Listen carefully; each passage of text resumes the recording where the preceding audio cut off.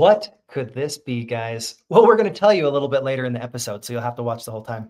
But I'm so excited today. We are going to be speaking about radical generosity. And who better to tell us about it than the 2024 world champion of public speaking, Luisa Montalvo. Now, some of the things you need to know about her is not only is she an amazing speaker, she's someone that has a heart of gold. She has literally helped over 1,000 animals in multiple ways, fostering them, helping them get placed with wonderful families. In Texas, she is someone that in a lot of ways is just a superhero for these animals. And we're going to talk about not just what it takes to make that deep of an impact, but what you can do with your storytelling, with your communication skills, and all the different areas of your life where you can be more radically generous. I'm really excited to have her on today. And I just want to welcome you to the Leveling Up podcast. Thank you so much for being here. Thank you for the invitation. I appreciate it. Absolutely. Well, let's start off here. Tell us a little bit about your pathway all the way from 2019, where you got into the finals of Toastmasters, all the way to 2024, where you were able to take home that coveted trophy of being the world champion of public speaking. Excellent. Well, thank you for the question. Toastmasters International, a nonprofit organization, helps you become a better public speaker. I've been a member for about 8 years, and I competed in 2019, going for the coveted world champion, which is the best speaker in the world, according to Toastmasters International. There were about 140 countries involved with 33,000 participants, and my 95-year-old mentor just told me to go have fun. And I started having fun that year after 7 years of competing. I just said, okay, well, you know what? This is going to be my last year competing, so I'm just going to get out there and have fun. And I did, and it's a few stages you have to go through to actually make it to the finals stage, where there's 8 of you competing for the top prize. And I came in second in the world. Did not know I was the first Hispanic to make it that high up the ladder. When I did go to Puebla, Mexico, and do a keynote, a lady approached me and said, congratulations and good luck trying to be first in the world. And I looked at her, I said, I think I'm done. I think I'm good. And she said, no, if anybody can make it to the first place in the world, it would be you. You could be the first Hispanic to do that. And so I went back to the drawing board and started competing again. And then in 2024, last year, making it all the way to the #1 spot in the world. And here I am. So that's beautiful. You think about the heroes that you've had in your life, you now get to be that hero for somebody else. Maybe this little Mexican girl or Latina is just like, oh, I want to be just like Luisa. I want to be able to share my message with the world. That's so inspiring that you've been able to not just compete at the highest level, but now win at the highest level. That's so amazing. One of the things I want to talk about for just a moment is, what does generosity and radical generosity look like in your life, Luisa? Radical generosity, if you're talking about me, all I know that I do is I try to do as much as I can, as often as I can. When you talk about other people and their radical generosity, after my accident back in 2022, leaving me in a wheelchair, I quickly learned that everybody wants to help. It's just instilled in us somehow. And when I ask people to help me get my wheelchair out of the trunk of my car, or when I ask people to help me walk to a building, everybody wants to help. And to me, that kind of generosity that I guess I never really had experienced before, because I believe I was never in a position to need it. And now that I needed it, people were stepping up. So it was amazing to be on the receiving end as much as the giving. That's so amazing. One of the things that sticks out to me is when I was a young missionary for my church, I'd served for 2 years. I always had this desire to give everything that I could to help serve somebody else. And sometimes it was a little awkward having people give me things. I think it's so interesting that we have this desire to serve others, but when we are hesitant to receive, sometimes we're actually blocking those blessings. So what was it like for you being able to receive radical generosity from other people? Did you have the resistance initially? Oh, absolutely, because I am not the kind of person that needs anything. I don't need anybody's help. My father had instilled in me that if you ask for help, it means you're weak. And Mm, I didn't want to look weak in my father's eyes. But a really good friend of mine told me last year, when I was telling her I was hesitant to ask people for help, she said, "Can I ask you something?" I said, "Sure." She says, "How do you feel when you help someone?" I'm like, "Oh my gosh, it's euphoric. I feel great. It's just something that really brings me alive." And she said, "You are denying that feeling to others who want to help you." mm. And I had never thought of it that way. And she said, "When you allow people to help you, they go home feeling the way you feel when you help someone." And so she put that into perspective for me. And now I realize I'm probably helping them just as much as they're helping me. This is beautiful. One of the concepts I like to talk about in my coaching practice is the open hands principle. If you're just as willing with open hands to receive as you are with open hands to give, God's going to just pour out blessings on us because he knows when your cup is filled and it's overflowing, you're like, "Hey guys, come over here. I've got more that I want to share with you." And you're not getting rid of any of the blessings for yourself by sharing with others. I think that's part of this Right. radical generosity idea.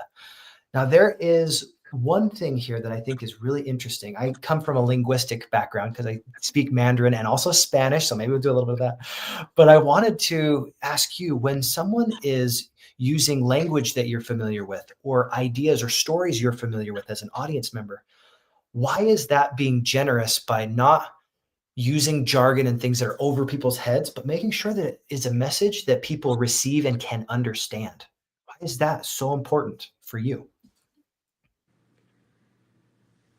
I believe it's important for me. I don't try to put on airs. Mhm. I think it's a part of an ego thing. If I sit here and spew all these huge words that nobody understands, now I'm making my audience feel intimidated, and I don't want Mm, that. And then another factor is that I realized with Toastmasters, they are global. So English, for I would say at least half of our members, is not a first language. So yeah. they have mastered the English language well. But why would I want to go and use words that may be out of their reach or they would have to look up? I love expanding my vocabulary, but when it comes to a speech, I want it to be as nice and plain and simple to where if a third grader was watching my speech, they would be able to understand what it is I'm trying to convey in my message. And that's all it is, plain and simple. I'm not here to boast, I'm not here to brag. I'm trying to check my ego and I'm just trying to get my message across. And I feel the best way to do that is to put it in just simple layman's terms, and we're good. I think this is brilliant. Guys, if we can simplify our jargon to Mhm. be useful words that everybody in the audience will understand, like that third grade level that you talked about, it will start to resonate with more of our audience. And this is Mhm. so key. How did you do that in your speech? Because I know for anybody to win at the highest level, they have to think, how is this going to be received? Is this like a universal message? Is this story going to be something that's meaningful? How did you tailor that message specifically for your audience so that they got the most value out of that? Was it 37 survivors? Is that the right title? 37 strangers. Strangers. That's right. Thank you. Yeah, I was the survivor, but there You're was the survivor. 37 strangers 37 strangers. It helped you do it. that that Yes. that came and assisted me after the accident to make sure I stayed alive, which was amazing. But I think the one thing that we have to remember, or as a speaker, you want to remember is you want your audience to be able to relate to what you're Mhm. speaking about. And the hardest thing for me with that speech was if you really listen to it, I'm talking about a dark time that I went through. And I am not a person that suffers from depression or anxiety. But yet, during that time in my life, it was probably the most difficult time for me to get through because I'm always like, let's go, let's go, let's go. And Mm. when the ability to walk is taken from you or from Oof. anyone that has been able to walk, especially myself that was always running, always on the go, and for that to just stop, I didn't know how to handle that. Mm. So, just like you go with stages of grief or anything, I had to, I think, go through all these stages of depression that I was in. And I kind of wanted to let my audience know, look, we all go through some really rough times in our life. But if we just keep going, it's better than just giving up. Because to me, if you give up after you've gone through so much, then that was almost for nothing. To where Mm. you've gone through so much and you keep going, most of the time you're almost there. You just don't know it. Yeah. So that was kind of what I wanted to convey in my message. And I went with an emotion. And anytime you go with an Mm. emotion, you're able to reach a global audience. I think that's a beautiful, simple way to talk about this. Let's go with an emotion. Let's break it down. What does that mean to go with an emotion to you? Okay, for example, in 2019, I gave a speech on racism. There are actually parts of the world where there is no racism, and Mm. very few people do experience it if they do. So I went with something that was happening to me where I was. So it wasn't a global message, it was a look, this happened to me. But last year, 2024, I went with an emotion. And it does not matter where you are in this world, we all go through the emotions. So when you hone in or pick an emotion and base your speech on that, you're going to be able to affect your entire audience instead of just part of your audience. Mm. This is beautiful and such an actionable thing too, because you can frame your story in so many different ways. But if you figure out what's the universal emotion that you can be in Taiwan, or you could be in Mexico, or you could be anywhere in the world, and everyone feels that frustration or they feel that anxiety, maybe they feel pent up, whatever that emotion is, and you say, let's harness that. And then as you're drawing the emotion out, people will be able to be like, oh, that's when I was also going through something similar. And that's the bridge that comes through storytelling. Mhm. Beautiful Absolutely. example. Love it. Absolutely. Anything else to add to that before we move on to the next thing? No, no, that was No. it. Okay, Thank you. perfect. I thought emotion, so good. This is phenomenal. One of the other elements to radical generosity I want to talk about is to give your all, your everything. And I have a simple little physical example for you guys. If you've never seen one of these, I want to turn around. This is called a widow's mite.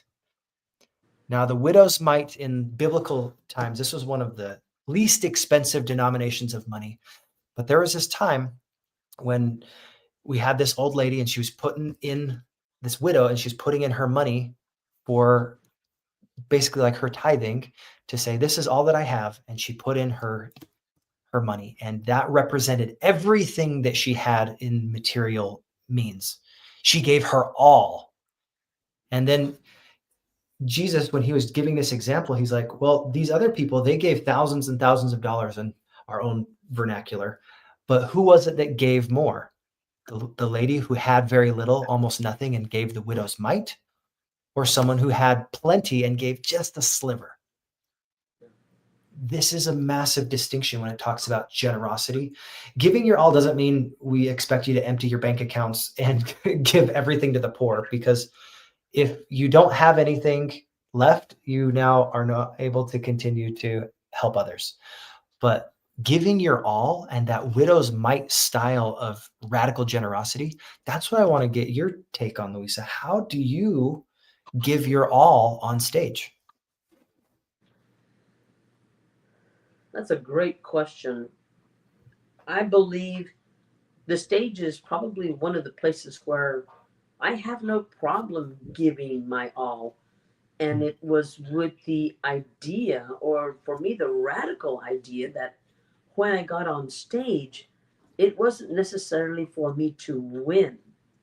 I wanted to leave my audience with a message. I wanted to teach them something they might not have known about themselves.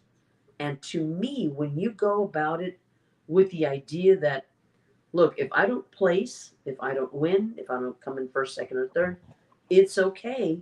I'll be back next year. And that's actually the attitude that I had going into this. So because of that, right now, being that I can no longer compete after coming in first in the world, I'm almost a fish out of water because I'm looking for, look, I need to compete. I want to go and I want to continue with Yeah. messages and continue inspiring and motivating. So that's something that I'm having to do now on my own, not through Toastmasters. But Mm. I think putting everything out there on stage for me, that is never a problem. I actually look forward to doing that. Mhm. I think this is such a great distinction. Sometimes when we are 100% prepared and we have a message that we know will benefit our audience, it's easy to be like, I'm so excited to give you this. And then you just pour it into your audience. I think when people feel anxious about anything that they want to share online or on any stage, it's when they don't feel prepared or competent, or they don't really know how to frame their story or idea so that it's helpful for somebody else.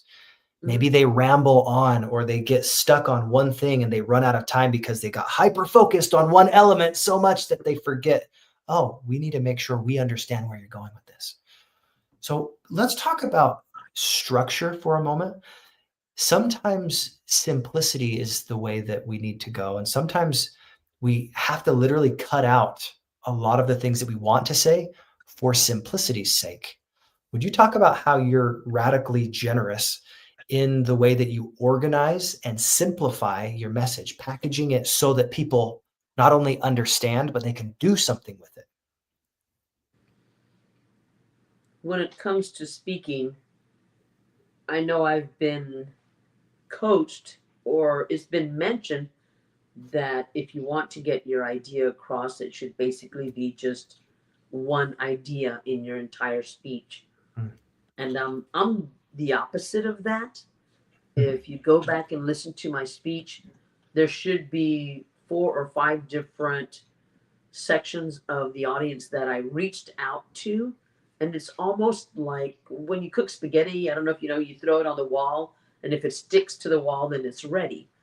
And so what I try to do in my speeches is instead of just honing in on one idea or one concept, I try to put in a little bit of everything so that I'm able to reach different Mm. people in the audience. So that's what I do. So when you're asking about radical generosity, this is what I try to do. I don't just specifically talk about one thing, I try to make it a few things. That way, I try to get everybody involved so everybody can try to walk away with a message or an inspiration. This is what I'm hearing, Luisa. You care enough about your audience that you're going to frame your stories, frame your ideas with multiple benefits from people in all different walks of life. You're not just going to share that idea in a general sense that's only going to help one demographic of people. You're saying, this is how this helps this person. Oh, and this person, and this person. And here's why, what this means for you is, and then you rack up the benefits so that they can see it for themselves. I think that is absolutely phenomenal. I love the idea of throwing spaghetti at the wall. I have not tried that yet. I tell my kids not to throw spaghetti, but it ends up on the floor or on the table all the time. That That's how it that's not goes. ready. It's not ready. Darn it. If it sticks on the wall, then it's ready. That's It's beautiful. ready. One of the things I really enjoy is I love learning languages. I'm fluent in Mandarin Chinese and Spanish. I've been dabbling with French and ASL. Can you talk about what it takes to not just hone your language, but to make sure that it is clear? Because there's one thing to be able to simplify the jargon. It's another to make sure that your grammar and everything is put together in a way that even members that aren't as familiar with the language can understand you because they understand your body language and they understand what you're trying to say all the way through your speech. So two things when it comes to language. One is, as I was a child growing up, my father would repeatedly say, you need to know English perfectly because you live in the United States and people are going to say, you live here in the United States, you need to know English. And yet, when we would go visit relatives in Mexico, my father said, and now all your relatives are going to expect you to know perfect Spanish. So you Mm. need to know the two. So I studied English as much as I could when I was in high school, trying to get everything right, all the conjugated verbs and all that. But not only that, I wound up listening to myself and found that my enunciation, my diction, my pronunciation was off. And so I strived to make it to where it's almost perfect because the last thing I want is someone from another country or even the United States to come back and say, I didn't understand what she said. What did she say? That's the Mm. last thing that I want someone to worry about. So, with anything that I say, I've gone and I've practiced proper diction, enunciation, pronunciation to where that's going to be the last thing on the list that somebody can come back and say, I didn't understand what you were saying. Mm.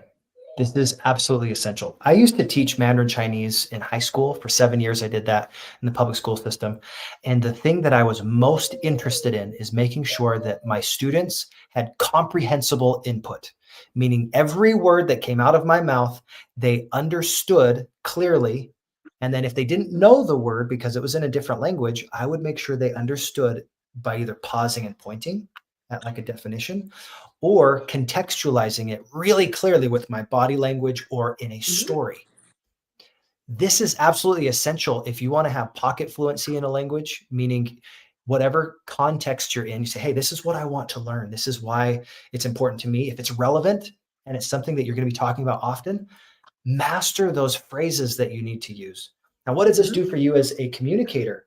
Everyone that is listening, when you master the most common contexts, and you are clear in your phrasing and you're clear in the way that people speak with you, suddenly you're not worrying about how you're saying things. You're worrying more about what you're saying. And your audience will be doing the Mhm. same thing. If they're not distracted with really poor pronunciation or distracted with clutter as far as your verbal clutter, ums, ahs, ers, all that, whatever those sounds are that you make, it makes it much easier to understand. And with understanding, people can implement your message. If they don't understand it, it's just like a sieve. We're going to use a spaghetti example. It's like you're trying to get the spaghetti in there and you're getting the water out, but maybe the holes are way too big and now all the spaghetti goes through the holes. They didn't understand it and nothing stuck. Nothing But stuck. if you have it tight, you have your language exactly the way that it needs to be because it's well practiced and rehearsed to the point that it is internalized, that shifts everything for you. The right way. Mhm. Now, Luisa, when you're practicing, when you're putting in the intentionality to make sure that you internalize your message, what does that process look like for you to be at the elite world class level? What I do is I will write a speech. It usually starts out to be 10, 15 minutes long. Then I go back and eliminate what isn't contributing to the thought or idea behind the speech. That takes it down to about 7 or 8 minutes. I still need to go back then and simplify so that everything that I'm saying is going to be understood. And then I practice with Toastmaster clubs around the world and Mm, listen to their feedback. Again, I have a workshop I do on how to write the women's speech. And with this mm, workshop, it will say that one of the things is when you are going to give a speech, the more people that understand it, the better for the audience and the better mm, for yourself. So that's what I try to do. I try to make it a global message. But again, starting with a 15-minute speech, you take it down to 10 minutes, then you take it down to 5 minutes, and you can add a little if you want, only because you don't want to be disqualified if you go over time. But Mhm. I think simplifying the message and simplifying the language is key, along with putting in that personal story that's going to get the audience engaged and wanting to listen. So Mm. that's my take on it. That's beautiful. And this is very simple. Anybody can do this, guys. You write your longer speech, 15, even if you have to do an hour long speech, whatever you need to do, you get it out of your system so it's not in your head anymore. And then you just take out that hacksaw and you just hack it away until it's just what has to be there. This is Right. the idea of making sure that it's significant. What's funny, Luisa, is your process is so similar to what I teach people, all about hitting your story. It starts with significance. What is the most essential elements? After you get everything out on page, you have to figure out, what do I need to take out of this so I can take this and translate it from page to the stage? And once we take it from the page to the stage, then we have to figure out, now, how do I make sure the stage presence of my story and the message is serving the audience in the very best way possible? For me, one of the things I like to focus on is also the objective. What's the purpose behind this specific message? And if we Mm-hmm. can really hone in and help the audience understand what the purpose is, and we translate it for the audience so they can see why it matters for them, all of the performative elements while you're reliving your story will start to come in. And the yes at the very end of my story framework, this is where that clear and concise call to action comes. So when you're choosing what you want people to do based on your message, what are some of the ways that you've been able to say, hey, this is the thing that if you got nothing else out of this, this is what I want? How do you distill those moments of magic? That's a great question. And in my semifinal speech last year, I talk about how my sixth grade band director told me I couldn't play drums. So I went my entire life hearing that resonate in my mind. You can't play drums. So when I wound up watching a video of somebody playing drums, I thought, oh, wait a minute, I can go back and I can play the drums. And in the very end of my speech, the conclusion, I told my audience, I said, look, don't wait 64 years to realize you can do anything with your life. The Mm, mental paradigm shift has to happen, but it has to happen now, because these beautiful. seconds turn into months, turn into years. Mm, So all I do when I summarize is you never want to attack your audience. You never right. want to make your audience feel like they've made a mistake. So when I said, don't make the same mistake I made. In other Mm, words, this was my bad. So, I'm trying to teach you, look, don't do this. And then in my 2024 winning speech at the very end, I said, so are you ready to hit that reset button on your life? Okay, let's all do this. In other words, do it with me. Ready? mm, Clear? Clear. So if you ask them to join you or to help you or to come along with you on the journey, your mm. audience is going to be receptive to that, as to, you've been doing this wrong your whole life. Nobody wants to hear that. So when you Yeah. ask your audience, hey, look, this is what I did, don't do this. Hey, come with me. Let's all do this together. That's how you get your audience involvement. This is beautiful. And it's something that the elite absolutely do. Because if you say, hey, you need to do this and you need to do this, people are like, no, I don't. But as soon as we say, this is what I did, here's the value that I got from it, or here's what I did, please don't do that too, so you don't have to have the same pain. Those are both coming with you as the speaker rather than saying, just go do that thing and pushing. It's just like, have you ever Right. tried to push a rope? Right? Yeah. You push a rope, it doesn't work very well. You can pull because you're on the other side and you're giving that resistance. But if you push the rope, it's just kind of like a little limp noodle. You throw the spaghetti on the wall and it doesn't stick. So There you wonderful. go. Now, is there anything that I didn't ask you that you wish that I had, because there's some story that's in your head? You're like, oh my gosh, I want to leave this message with the audience. If they knew nothing else about me and I never got to speak to them ever again, this is the thing you need to know about Luisa Montalvo. And this is something that is so essential. I believe that when anybody has the honor or privilege to be on a stage to address an audience, that they should leave the audience better than when they found the way they found them. Mm. So to me, instilling a message or inspiration or motivation is more important than winning a trophy. Mm. I was at a conference last year and someone came up and said, I still remember what you talked about when you gave that speech.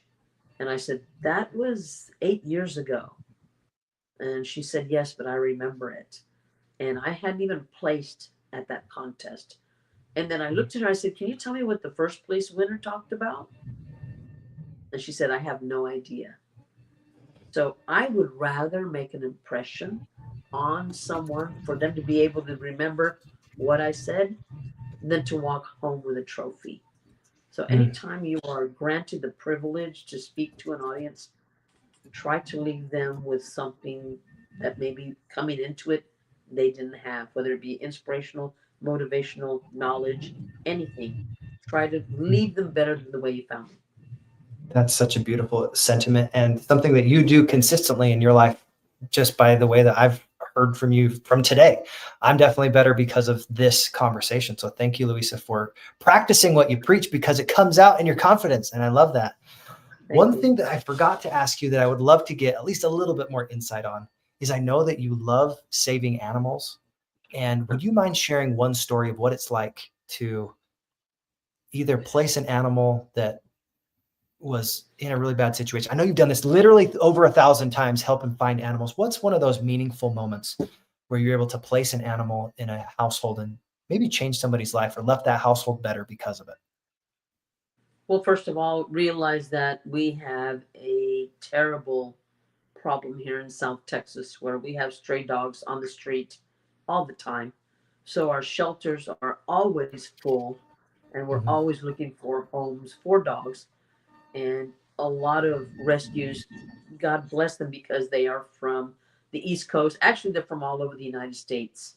I've dealt mainly with a lot of rescues on the East Coast, and they're the ones saving our dogs from, you know, guaranteed euthanasia. So when it comes to being able to take a dog and find it a home, they have just so many days at the shelter. They're taken off the streets because people complain about the dog problem. So they're taken to the shelter. From the shelter, I would go and pull 30, 40 dogs every 2 weeks. Then you have to quarantine them and go through that process. Then you get them on transport and then you take them up to your rescue, wherever they may be located. And they have people lined up waiting to adopt these dogs. And I think the beautiful thing about that, other than the reality of them saving a dog, is that 2, 3, 4, 5 years later, I'm still getting updates on dogs that were pulled from the shelter here. And they said, hey, remember when you found Ringo and you brought Ringo to us? Well, we still have him.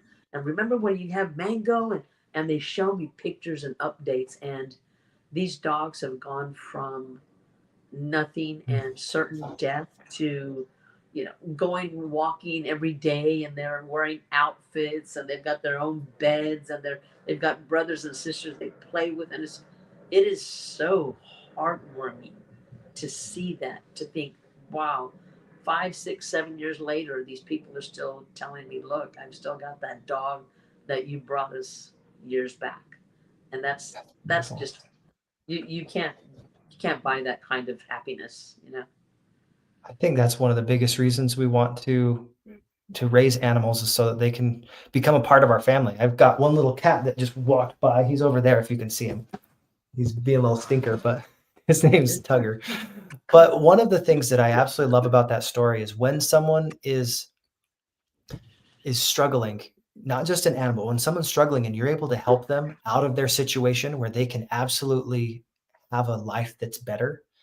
That's what you do as a speaker. That's what you do as a communicator. When you share great stories, you are taking them from the streets of their mind and providing another opportunity, a new house of thinking. I think that's the biggest value of what you're talking about as well. I like You the do this with analogy. I like animals. that Yeah. parallel. Yes. Absolutely. It's a huge parallel to speaking. So thank you so much for being here. I feel like you definitely went the widow's mite around of giving every single thing that you had on today. Thank you so much, Luisa, for being who you are and continuing to save these animals. I think it's such a great message.